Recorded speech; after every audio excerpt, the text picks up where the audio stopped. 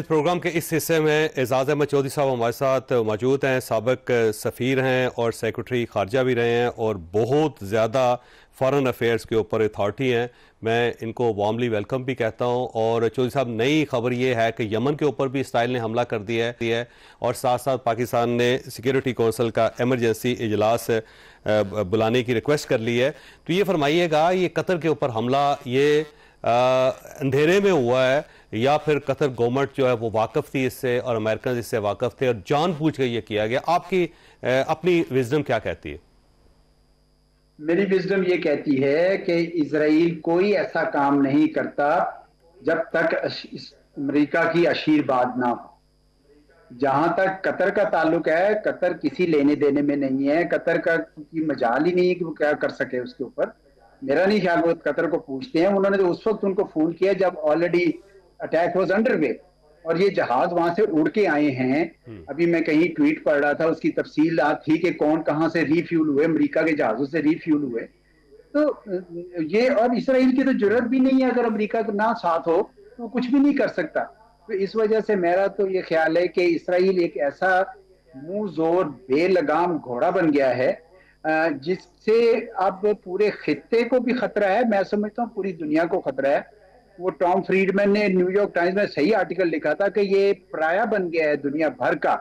तो ये उस तरह का चल पड़ा है। कतर के साथ तो हुई बड़ी ज्यादती हुई। कतर तो पीस के लिए कोशिश कर रहा था, मीडिएशन की कोशिश कर रहा था। जो हुआ वो गलत हुआ, लेकिन ये बहुत बड़ा सिग्नल चला गया है जावेद चौधरी साहब पूरी अरब दुनिया के लिए कि आज कतर है, कल कतर था, आज यमन है, कल को कोई और मुल्क भी हो सकता है।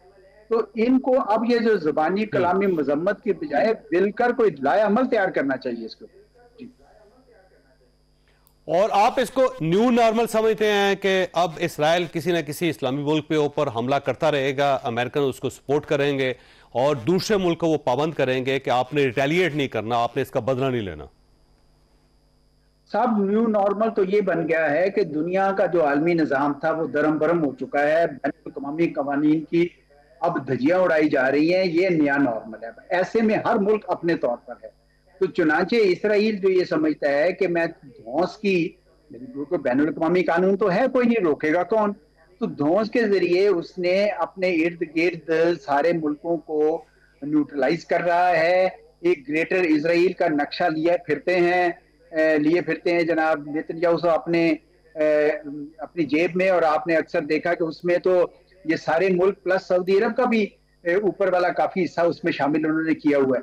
तो ये एक बड़ा ही लम्हा फिक्रिया है ये सारे खित्ते के लिए कि इसराइल जा किधर रहा है।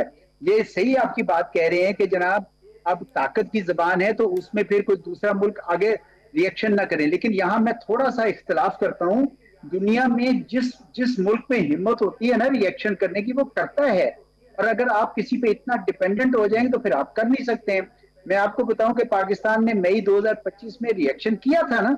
अगर हमने ये रिएक्शन ना किया होता तो 1.5 दर्जन के करीब स्ट्राइक मोदी करता और साथ ही इसराइल भी करता। लेकिन अब इसराइल को भी समझ आ गई, अमेरिका के जरिए पहले दबाव डाला कि जी अपने मिसाइल की रेंजेस ये करें वो करें। अब इसराइल को भी समझ आ गया कि पाकिस्तान के साथ कुछ नहीं हम पंगा ले सकते। तो चुनाचे मैं ये समझता हूं कि इन अरब मुल्कों को भी आप समझ आनी चाहिए। पहले ये समझते थे कि इसराइल और ईरान आपस में लड़के एक दूसरे को कमजोर कर रहे हैं, लेकिन मैं समझता हूँ कि अरबों के लिए भी ये मुश्किल वक्त है।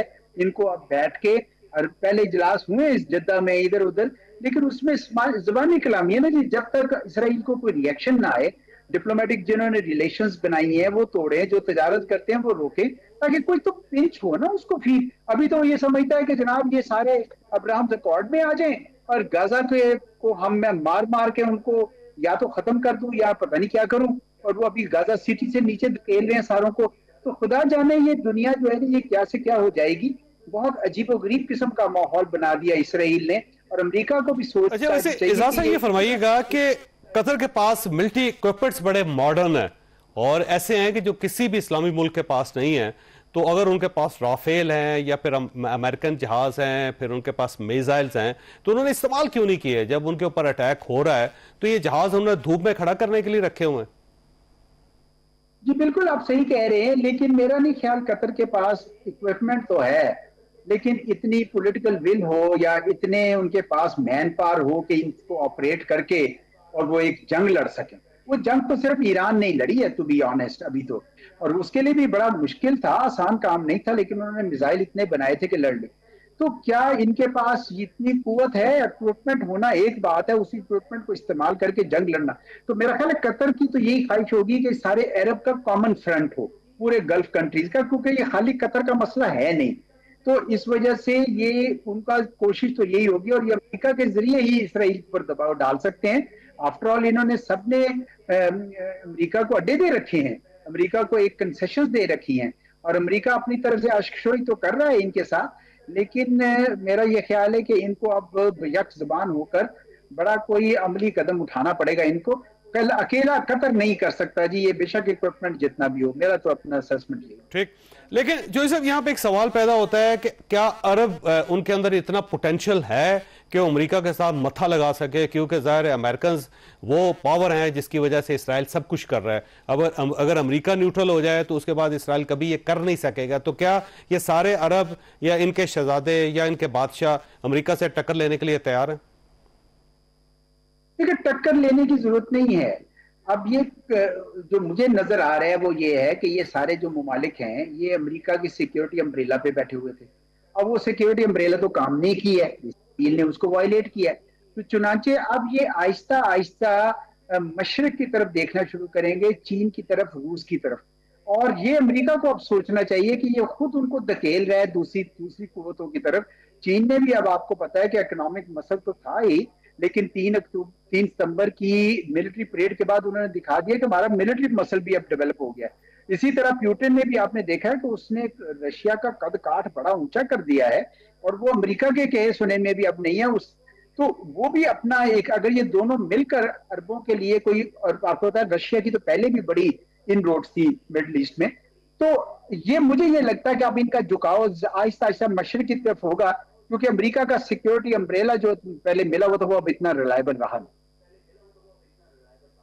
अच्छा, ये फरमाइए सर, हमास की लीडरशिप तो जिंदा है और उसका नुकसान नहीं हो सका, उनके साहबजादे और बाकी साथी शहीद हो गए, इसमें कोई शक नहीं है।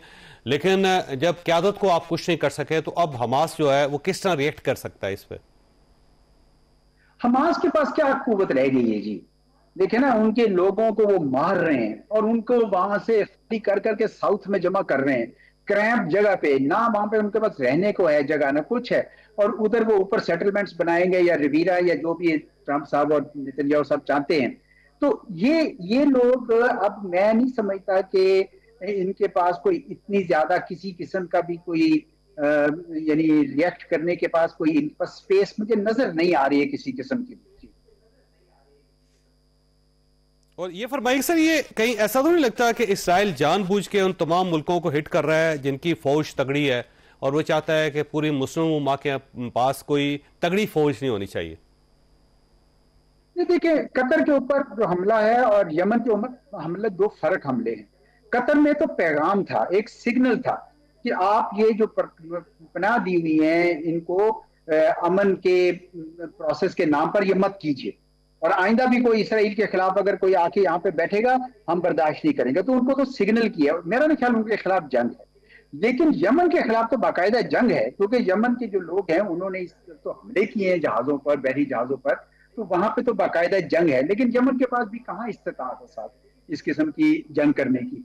तो मैं ये कहूंगा कि इन मुल्कों ने बेशक साजो सामान जमा कर लिया, यमन नहीं कर रहा, गल्फ के तमाम मुल्कों ने बड़ा साजो सामान जमा कर लिया, लेकिन जंग लड़ने के लिए जो चाहिए, पॉलिटिकल विल चाहिए, जो ह्यूमन रिसोर्स चाहिए, वो इनके पास है नहीं।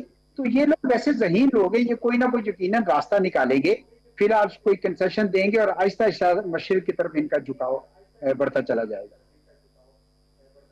और ये फरमाइए सर, ये जो दोहा है ये बेसिकली डायलॉग सिटी बन गया था कि जहां पे भी कोई मुज़ाकरात होने हैं तो दोहा आगे बढ़ के एक डायलॉग टेबल जो था वो पेश कर देता था पूरी दुनिया को। तो इस इंसिडेंट के बाद ये डायलॉग सिटी रहेगा दोहा, या फिर खत्म हो गया ये भी अब? नहीं, खत्म तो शायद नहीं होगा, उनकी कोशिश तो ये होगी, लेकिन ये कई बार कुछ एनवेलप पुश करते थे। ठीक है जी, मिसाल के तौर पर सऊदी अरब बड़ा खफा था कि आपने अफगान एलिमेंट्स को, अल जजीरा को, इनको जगह दे रखी है वगैरह वगैरह। तो इस तरह ये कतर को भी अब थोड़ा सिग्नल हो गया है कि जब बड़ी कुव्वतों के खिलाफ कोई अनासर यहाँ पे आते हैं तो उसके बाद वो न्यूट्रलिटी रखना आसान नहीं होगा। तो कतर सबक तो सीख जाएगा, लेकिन मेरा ख्याल है कि उसकी रेलिवेंसी सिर्फ यही है कि वो एक ऐसा वेन्यू बने जहां डिस्कशंस हो सकें। ये जो हमास है, हमास तो अब बहुत उसके पास वो ताकत रही नहीं है, उनके लोगों को मार रहे हैं। ये दो चार जो लोग रह गए हैं ये भी क्या कर सकते हैं? हॉस्टेजेस होंगे कहीं या उनकी लाशें होंगी कहीं। तो मेरा ख्याल है कि कोई इतनी विजडम शो नहीं कर रहे हैं ये हमास के लीडर्स। इनको वक्ती तौर पर वो शायद दे देते और अपनी ये इतनी तबाहकारी से बचते तो इनके लिए बेहतर होता। तो आई डोंट नो वो किस बलबूते पर अब ये सारी सियासत यहाँ से बैठ के करेंगे। और अब तो कतर भी उनके लिए महफूज नहीं रहा, तो अब वो जाएंगे भी तो कहाँ जाएंगे। जी ठीक है चोई साहब, आपका बहुत बहुत शुक्रिया। खासा आपने गुफ्तगू सुनी, फैसला आपने खुद करना। अल्लाह ताला और आपके अहले खाना को किसी मुसीबत से महफूज रखे। अल्लाह हाफिज़ एंड पाकिस्तान जिंदाबाद।